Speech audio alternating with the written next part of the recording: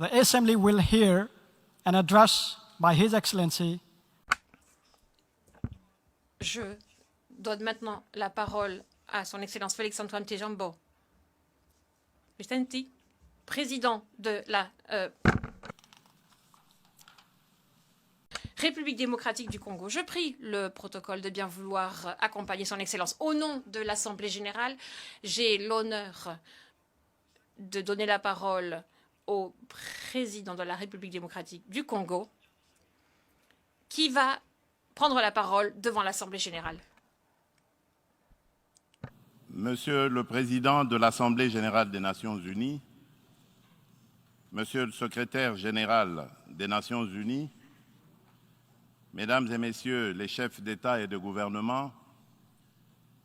Mesdames et Messieurs les chefs de délégation, c'est pour moi un grand honneur et un réel plaisir de prendre la parole du haut de cette tribune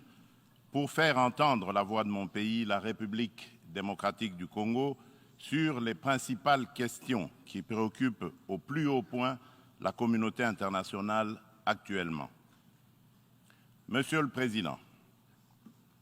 je voudrais néanmoins, avant toute chose, vous féliciter pour votre élection à la présidence de la 77e session ordinaire de l'Assemblée générale des Nations unies. Je suis convaincu que vous donnerez le meilleur de vous-même pour la réussite de cette session et vous garantis tout le soutien de mon pays. Monsieur le Président, les défis majeurs auxquels l'humanité fait face actuellement sont les suivants. La sécurité et la paix pour tous, la maîtrise des changements climatiques, la relance de l'économie mondiale après la Covid-19, la lutte contre la pauvreté et la promotion du bien-être collectif. Ces principaux défis sont complexes et intimement enchevêtrés. Conscient de cette réalité, je salue le choix judicieux et la pertinence du thème central de ces assises, à savoir un tournant décisif des solutions transformatrices face à des défis intriqués. À l'évidence, le relèvement de ces défis exige plus de concertation, plus de coopération et plus de solidarité entre les États et les nations. Le maintien de la paix et la sécurité internationale constituent le fondement et l'objectif primordial de la création de l'Organisation des Nations unies. Ni l'indifférence, ni l'immobilisme, ni l'attentisme de sa part ne sont par conséquent admissibles face à toute menace contre la paix et la sécurité internationale. À ce jour, la question de la sécurité et de la paix internationale se cristallise autour de la lutte contre le terrorisme ainsi que l'extinction des foyers de tension en Europe et en Afrique. En effet, le terrorisme n'a épargné aucun continent.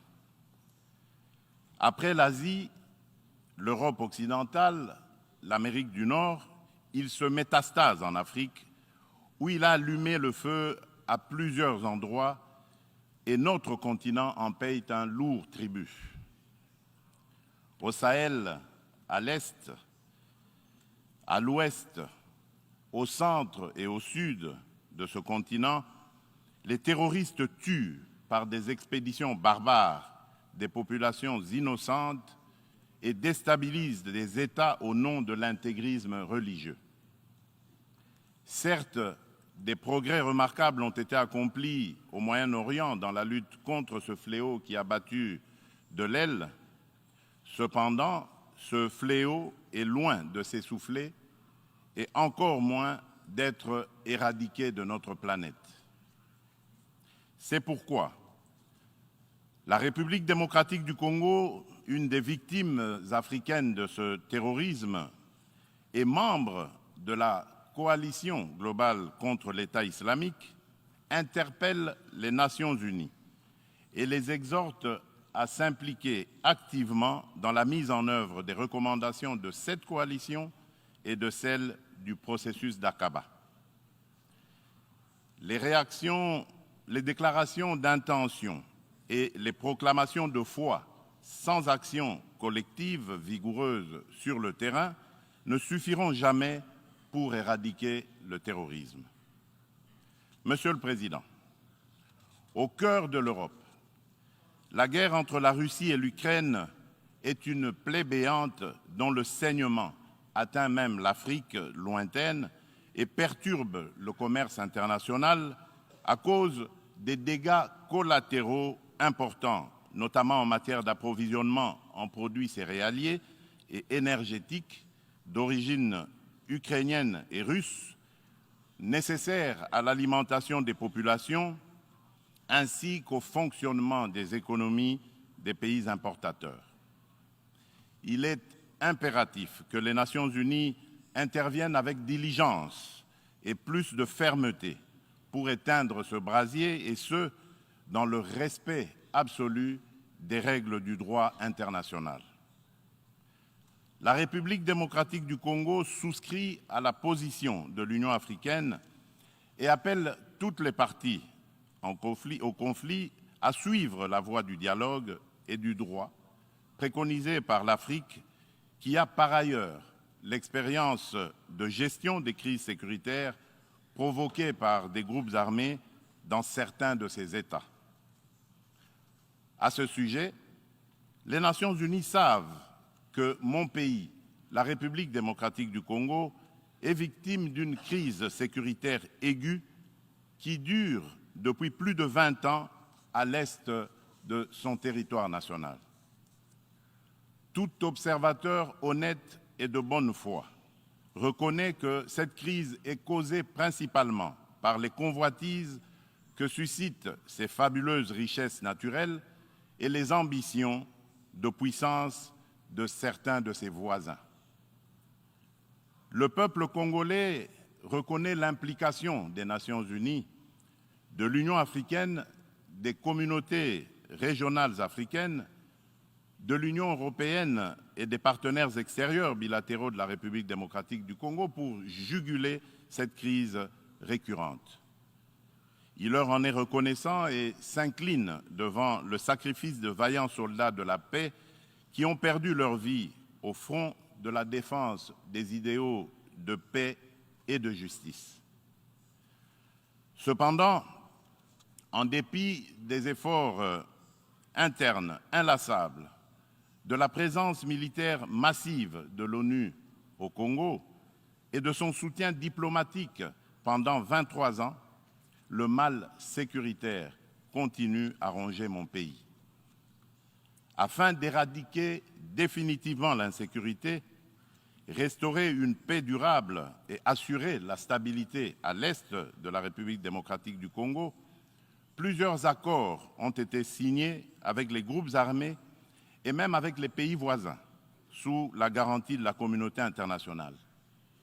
Des mécanismes nationaux et internationaux ont été créés.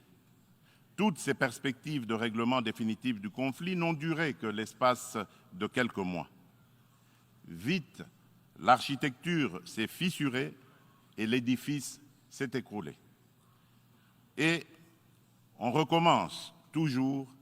avec les mêmes tragédies. Depuis mon élection à la tête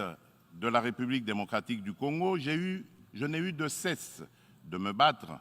chaque jour pour la paix et la sécurité dans les provinces congolaises de l'Ituri, du Nord Kivu et du Sud Kivu. M'inscrivant dans une philosophie de réconciliation avec nos voisins, je n'ai ménagé aucun effort pour rassurer les chefs d'État des pays limitrophes et restaurer la confiance entre nous, notamment par la concertation permanente sur des questions d'intérêt commun, la conclusion d'accords de coopération sécuritaire et de partenariat économique et la réalisation de projets de développement pour nos populations respectives. En dépit de ma bonne volonté et de la main tendue du peuple congolais pour la paix, certains de nos voisins n'ont trouvé mieux que de nous remercier par l'agression et le soutien des groupes armés terroristes qui ravagent l'Est de la République démocratique du Congo. C'est le cas actuellement du Rwanda qui, au mépris du droit international, de la charte de l'ONU et de l'acte constitutif de l'Union africaine, a une fois de plus non seulement agressé en mars dernier la République démocratique du Congo par des incursions directes de ses forces armées, les RDF, mais aussi occupe des localités de la province du Nord Kivu par un groupe armé terroriste interposé, le mouvement du 23 mars, dit M23, auquel il apporte un soutien massif, tant en matériel de guerre qu'en hommes de troupes. Et comme pour défier la communauté internationale, le M23, avec le soutien de l'armée rwandaise, a même abattu un hélicoptère de la MONUSCO et tué 8 casques bleus, commettant ainsi un crime de guerre. Je dénonce, en ce lieu emblématique de la vie internationale, avec la dernière énergie, cette énième agression dont mon pays est victime de la part de son voisin le Rwanda, sous couvert d'un groupe terroriste dénommé le M23. Monsieur le Président, l'implication du Rwanda et sa responsabilité dans la tragédie que vivent mon pays et mes compatriotes des zones occupées par l'armée rwandaise et ses alliés du M23 ne sont plus discutables, dès lors que plus d'une fois, aussi bien les groupes d'experts dûment mandatés par l'ONU et le mécanisme conjoint de vérification élargie de la conférence internationale sur la région des Grands Lacs, la CIRGL, que des organisations non gouvernementales, humanitaires et des droits de l'homme crédibles les ont établis dans des rapports documentés et objectifs à la limite du scientifique. Au demeurant, pour éclairer la communauté des nations et mettre fin aux sempiternelles dénégations des autorités rwandaises, le gouvernement congolais réitère sa demande au président du Conseil de sécurité de distribuer officiellement aux membres du Conseil le dernier rapport des experts de l'ONU sur la situation sécuritaire à l'est de la République démocratique du Congo et de le faire examiner avec diligence par lui afin d'en tirer toutes les conséquences qui s'imposent sur le plan du droit, de la paix et de la sécurité internationale. Il y va de l'image et de la crédibilité de notre organisation. Procéder autrement serait, d'une part, encourager le Rwanda à poursuivre son agression, ses crimes de guerre et ses crimes contre l'humanité en République démocratique du Congo, et d'autre part, nourrir davantage la suspicion légitime des Congolais sur l'impartialité de l'ONU, ainsi que la complicité de certains de ses membres dans ces crimes. C'est pour mettre fin à cette suspicion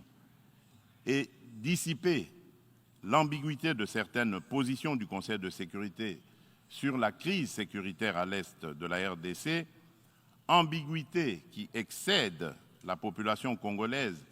et exacerbe la tension entre elle et la mission de l'ONU pour la stabilisation du Congo, la MONUSCO, que le gouvernement de mon pays a demandé la réévaluation du plan de retrait progressif et responsable de cette mission. Cette démarche d'ajustement est exigée par le constat unanime, même au niveau le plus élevé de notre organisation, des faiblesses regrettables de la MONUSCO, ce qui affecte certainement l'efficacité et la légitimité de l'action de l'ONU en République démocratique du Congo. La réévaluation du plan de retrait de la MONUSCO ne peut par conséquent nullement remettre en cause les relations entre mon pays et notre organisation. Quoi qu'il en soit, je réaffirme haut et fort à cette tribune de la plus haute instance internationale de gestion des affaires du monde, la détermination du peuple congolais et de ses dirigeants de défendre toujours, jusqu'au sacrifice suprême, l'intégrité territoriale, l'indépendance et la souveraineté de leur pays, dans le respect, bien sûr, du droit international et des engagements pris au sein des organisations internationales dont il est membre. C'est ici le lieu pour moi de préciser que l'État congolais et la société civile ne permettront jamais à quiconque de tenir le discours de la haine tribale, ethnique et raciale ou xénophobe dans notre pays. La Constitution de la République et les lois congolaises interdisent un tel discours et le sanctionnent sévèrement. Nul ne peut donc prétexter de ce discours imaginaire pour justifier des aventures criminelles au Congo, diviser les Congolais et fragiliser l'unité nationale à laquelle tous mes compatriotes tiennent. La République démocratique du Congo n'est pas et ne sera jamais génocidaire. De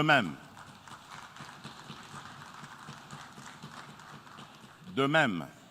je soutiens que la prétendue collaboration que certains officiels congolais entretiendraient avec les opposants rwandais des forces démocratiques pour la libération du Rwanda, les FDLR,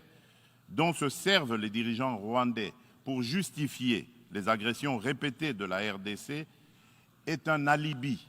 qui n'est corroboré par aucun fait avéré sur le terrain. En effet, les FDLR ont été décapités et réduites à néant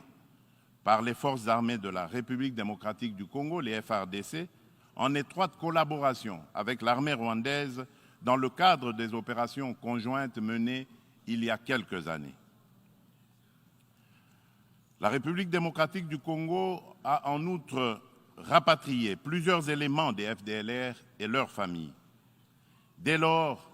les Congolais se demandent de quel FDLR parle-t-on? Quel est le mètre carré du territoire rwandais occupé par ces fantomatiques FDLR? À quel lieu précis du sol rwandais a-t-on jamais vu un jour un soldat congolais? Quoi qu'il en soit, la République démocratique du Congo reste disponible pour toute action répressive contre tout groupe armé qui tenterait de troubler la paix et la sécurité dans un pays voisin et dans la région des Grands Lacs. Monsieur le Président, le peuple congolais demande aux Nations unies, à l'Union africaine, aux communautés régionales africaines et aux partenaires de la République démocratique du Congo de ne plus se fier aux dénégations éhontées des autorités rwandaises et de contribuer plutôt au rétablissement de la sécurité, à la construction d'une paix durable et à la création de conditions nécessaires à une coopération fructueuse dans la région des Grands Lacs et pour le bien de tous. À cet effet, il est nécessaire de voir ceci. 1. Rendre effectif le retrait immédiat du M23 des localités occupées, le retour des déplacés congolais de ces localités à leur domicile et la cessation sans condition du soutien de l'armée rwandaise à ce groupe terroriste, selon l'esprit et la lettre de la feuille de route de Luanda, convenue entre la République démocratique du Congo et le Rwanda, ainsi que des déclarations successives du Conseil de sécurité de l'ONU, du Conseil de paix et de sécurité de l'Union africaine, de la Communauté d'Afrique de l'Est, la CAE, et de la Communauté pour le développement de l'Afrique australe, la SADC. 2. Multiplier les pressions sur le Rwanda et le M23, dont les dirigeants sont du reste sous sanction de l'ONU, et montrer plus de fermeté à leur égard pour qu'ils respectent les positions prises par les organisations internationales précitées. 3. Appuyer la poursuite du processus de paix de Nairobi, les discussions de Luanda entre la République démocratique du Congo et le Rwanda, et le déploiement de la force régionale de l'Afrique de l'Est, dont le statut et les règles d'engagement viennent d'être signés le 8 septembre dernier à Kinshasa, successivement par le gouvernement congolais et le secrétariat général de la CAE, d'une part, et d'autre part, par les FARDC et le commandement de cette force régionale. 4. Encourager le président honoraire du Kenya, le président Uhuru Kenyatta, et le président de l'Angola, de la République d'Angola, João Lourenço, médiateur de la CAE et de l'Union africaine dans la crise sécuritaire en République démocratique du Congo, à poursuivre leurs bons offices. 5. Lever tout obstacle à la restructuration par la République démocratique du Congo de ses forces armées et de défense, à la montée en puissance de celles-ci pour mieux remplir ses missions régaliennes, notamment par la levée pure et simple de toutes les mesures restrictives de l'acquisition d'équipements militaires, quelle qu'en soit la forme édictée par le Conseil de sécurité de l'ONU. La réalisation des actions préconisées ci-dessus garantira sans doute le peuple congolais de la certitude d'un règlement de la crise et facilitera un dialogue constructif entre toutes les parties concernées quant à ce. Monsieur le Président, nous, peuple congolais, sommes décidés cette fois-ci à mettre définitivement fin à l'insécurité à l'est de notre pays, quoi qu'il en coûte. L'heure a sonné de casser à jamais le cycle infernal de la violence à l'est de la République démocratique du Congo pour stabiliser la région des Grands Lacs afin de tirer le plus grand bénéfice de ses potentialités économiques ainsi que de sa riche biodiversité pour sauver l'humanité face au changement climatique. La gestion de ces changements pose deux problèmes fondamentaux, à savoir la mise en œuvre d'instruments juridiques et financiers issus de négociations internationales, en particulier dans le cadre des différentes conférences des parties à l'accord des Nations Unies sur le climat, la COP, et la transition énergétique. Il est temps, d'une part, de mettre fin à l'exécution sélective des engagements souscrits par les pollueurs et d'autre part, de compenser au nom de la justice climatique les efforts fournis par les pays moins pollueurs, dont ceux de l'Afrique, pour préserver l'environnement dans l'intérêt de toute notre planète. Quant à la transition énergétique, l'Afrique regorge suffisamment de sources d'énergie renouvelables et de matières premières susceptibles de contribuer à la mobilisation des alternatives crédibles à la double crise énergétique et écologique. De ce point de vue, il est important de relever que la République démocratique du Congo compte parmi les principaux producteurs de minerais stratégiques essentiels à la transition énergétique et à la décarbonisation du secteur des transports, dont notamment le cobalt, le lithium, le nickel ainsi que le manganèse. Mon pays s'est fixé comme objectif de produire proprement les 10 minerais à cette fin. C'est dans cette perspective que la République de Zambie et la République démocratique du Congo ont signé le 29 avril de cette année un accord relatif à la mise en place d'une chaîne de valeur dans le secteur de batteries électriques et des énergies propres. Il va sans dire, au vu de l'importance des investissements que requiert la réalisation d'un tel projet, que l'implication des partenaires est particulièrement indispensable, notamment en termes d'apport en capitaux et en technologies adaptées. En outre, afin de soutenir le programme de transformation verte des économies sur le continent africain et de rencontrer la demande d'énergie croissante dans le monde, mon pays a pris l'option de valoriser son immense potentiel en matière d'énergie renouvelable, dont l'hydrogène l'hydroélectricité, le solaire, la géothermie et l'exploitation de ces gisements gaziers. De ce fait, la République démocratique du Congo se présente comme un atout à la réalisation de l'agenda 2063 de l'Union africaine à travers la mise en œuvre du projet Grand Inga, lequel pourrait également s'avérer bénéfique pour une partie de l'Europe et du Moyen-Orient. C'est dans cette perspective qu'elle est heureuse d'abriter les travaux préparatoires de la 27e conférence des parties sur le climat, la pré-COP 27, qui se tiendront à Kinshasa le mois prochain. Monsieur le Président, je saisis cette opportunité pour apporter de la lumière sur le volet environnemental de l'appel d'offres lancé le 28 juillet dernier par mon pays pour l'exploration de ces 27 blocs pétroliers et 3 blocs gaziers, appel qui semble faire inutilement polémique sur la place publique internationale. À ce sujet, il convient de rappeler qu'aucun instrument juridique international pertinent ratifié par la République démocratique du Congo ne lui interdit d'exploiter ses ressources naturelles pour cause de protection de l'environnement ou par crainte de l'aggravation du réchauffement de la planète. Ensuite, l'accord de Paris de 2015 reconnaît aux pays en voie de développement le droit d'émettre le CO2 pour le développement, mais en prenant des précautions pour le climat mondial à travers leur contribution déterminée à l'échelle nationale,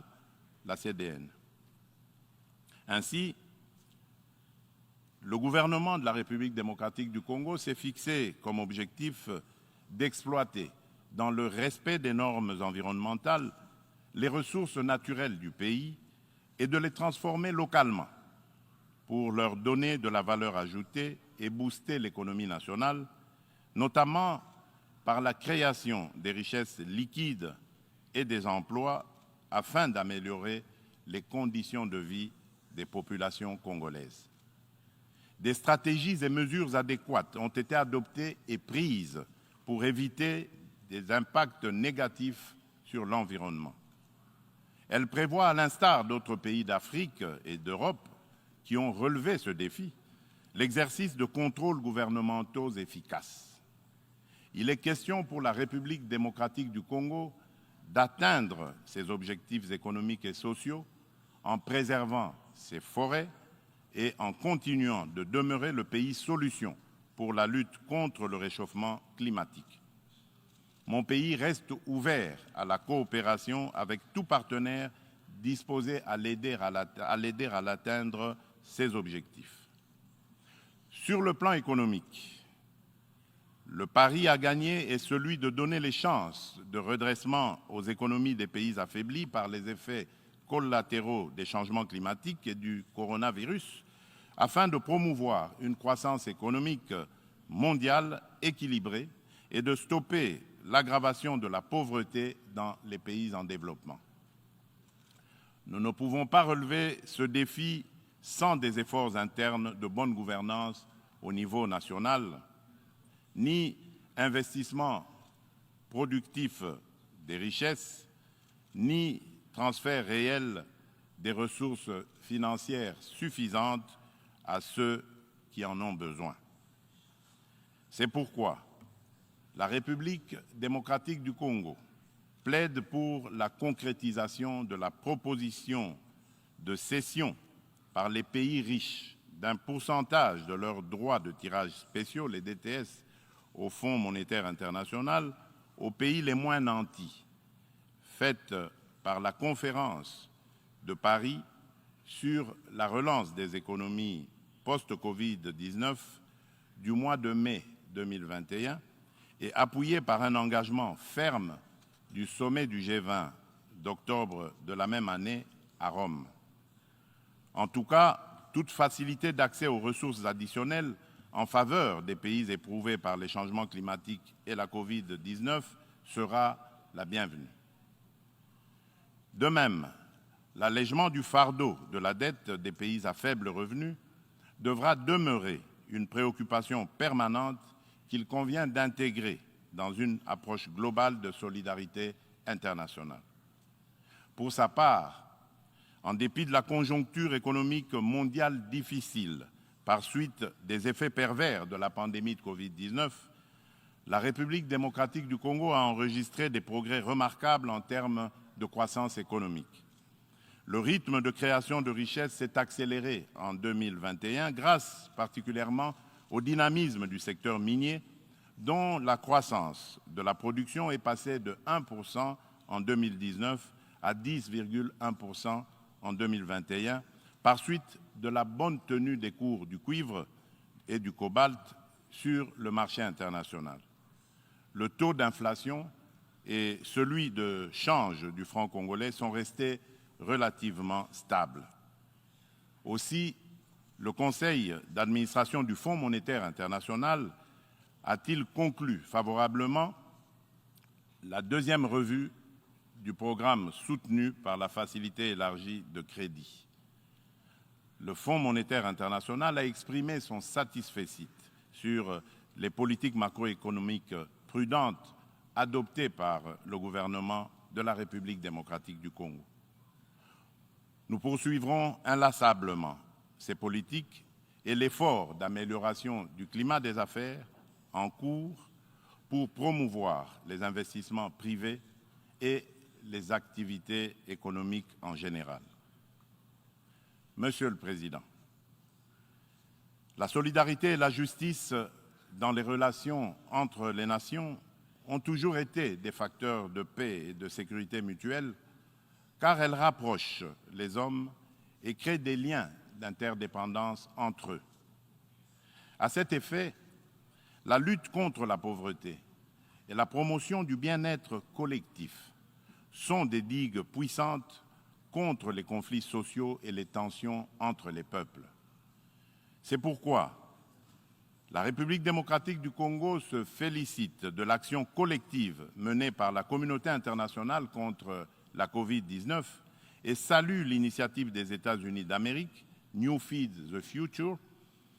pour financer l'agriculture afin de combattre la faim et l'insécurité alimentaire en Afrique par suite de la crise russo-ukrainienne et dont la République démocratique du Congo, mon pays, est parmi les pays africains bénéficiaires, pour ne citer que ces cas les plus actuels. Mon pays appelle à de telles actions et initiatives et non seulement contribue à résoudre les problèmes de survie au quotidien et à créer des emplois accessibles au plus grand nombre, mais aussi distribue des revenus et du pouvoir d'achat à la base. En revanche, au nom de la solidarité et de la justice internationale, nous nous posons des questions sur le maintien des sanctions contre le peuple du Zimbabwe, des sanctions qui, de plus, datent de l'époque du défunt président Robert Mugabe. Pourquoi notre organisation est-elle si silencieuse et si indifférente à cette injustice, à la limite du crime, contre un peuple innocent? En ma qualité de président en exercice de la Communauté pour le développement de l'Afrique australe, la SADC, je lance un appel pressant aux Nations unies de mettre tout en œuvre pour obtenir la levée immédiate des sanctions contre la République du Zimbabwe et son peuple.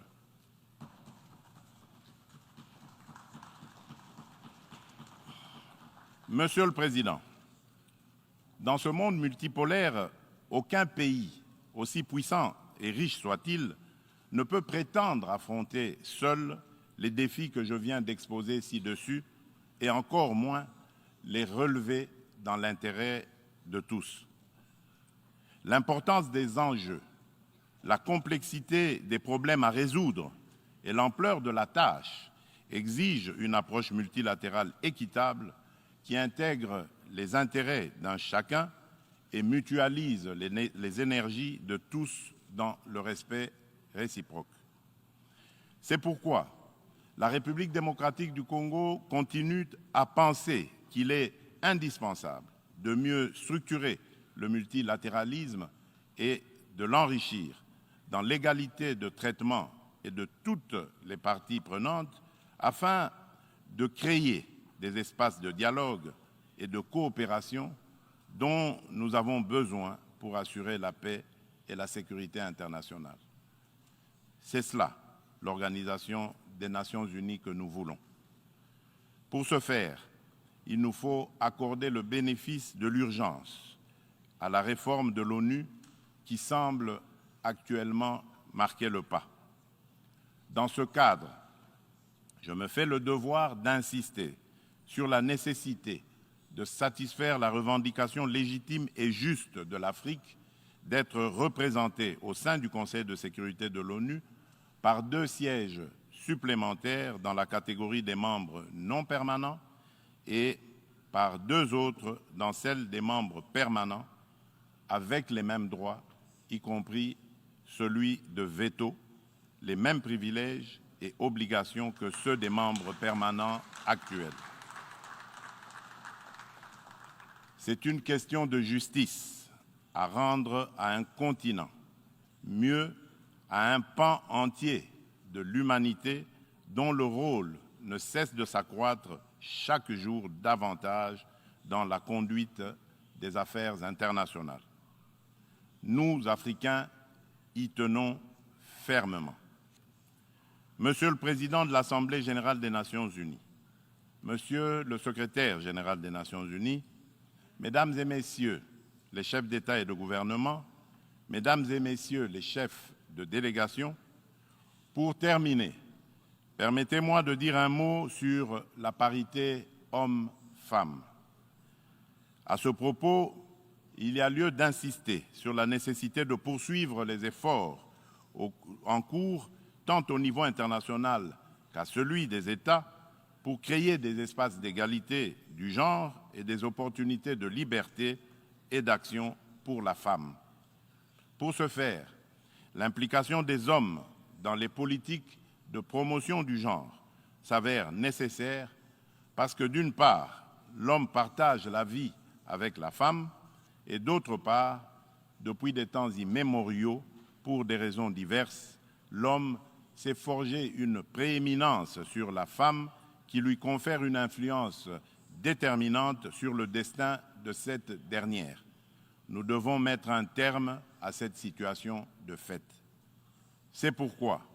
lors de mon mandat à la tête de l'Union africaine,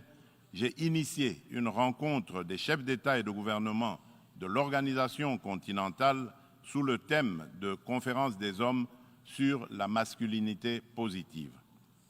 De ce rendez-vous historique tenu à Kinshasa en 2021, il est sorti une déclaration de l'Union africaine contenant l'engagement des hommes, notamment celui des chefs d'État et de gouvernement, de mettre fin aux violences faites aux femmes et aux filles et apporter des réponses appropriées à cette problématique. Cette déclaration constitue une véritable charte de l'Union africaine pour la femme que je m'attelle à matérialiser en ma qualité de champion de l'Union africaine pour la masculinité positive. C'est dans ce cadre que j'ai entrepris de promouvoir davantage la Congolaise qui occupe aujourd'hui de plus en plus l'avant-plan de la gestion des affaires publiques au sein des institutions politiques, judiciaires et administratives de mon pays. Cette politique volontariste devra permettre dans l'avenir un changement radical, non seulement de perception de la femme et de son rôle dans la société, mais aussi dans la prise en charge par la femme elle-même de son destin. En effet, la parité n'est pas un cadeau fait à la femme, mais une responsabilité qu'elle doit assumer. Je souhaite plein succès aux travaux de la 77e session ordinaire de l'Assemblée générale. Je vous remercie.